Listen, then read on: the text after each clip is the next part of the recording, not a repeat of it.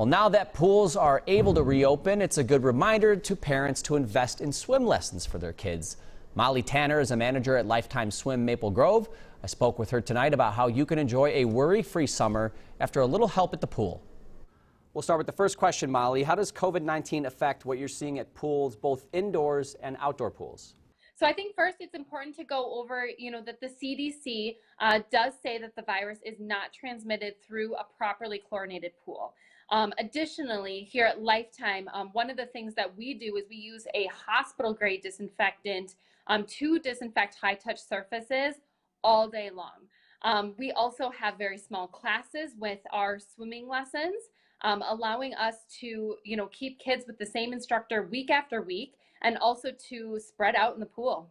And what is the importance about, continuing to talk about swimming safety? Well, drowning is still the #2 cause of accidental death for kids ages 1 to 14.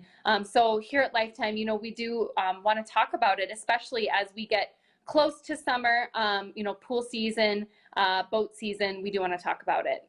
The pandemic kind of slowed the start of pool season, but with the heat, and now we're back into it. So what would be maybe your #1 tip when it comes to preventing drowning now that more people are swimming again? First and foremost, I would say getting your kids in swimming lessons at a young age is really important. Starting them as young as possible is really going to be the first thing we can do to have strong and confident swimmers in the water. And what are some other tips that people should just in general remember to be safe once they go back in the pool or jump into a lake this summer? I would definitely remember a 1 to 3 swimmer to non-swimmer ratio. A swimmer can really only watch visually up to 3 people at one time. Additionally, at Lifetime, we follow the 25-10 rule. So if a swimmer cannot swim 25 yards, it's really important to have someone within 10 feet of them at all times. And what is it so important about maintaining that visual contact? If they do go under the water, you want to be able to notice and right away be able to, pull them from the water. It's also, if you can, get CPR certified. That's also another important thing to consider. Sometimes maybe in the summer when it's so hot, we just stay in the water for such a long period, but should we every now and then just take a break, if you will? Yeah, if you can, every 2 hours is what we recommend.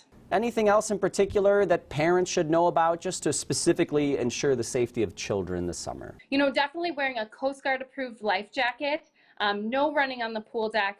One of my favorites is talk to your kids about not going in or near water without an adult present. That's really important. And if you do have the time at home to talk with your kids about learning to float on their back, that's something that you can easily teach at home and even in the bathtub. Well, I appreciate all these tips, Molly, and hopefully our parents especially will heed this advice and share with their children. Thank you so much for joining us. Of course, thanks.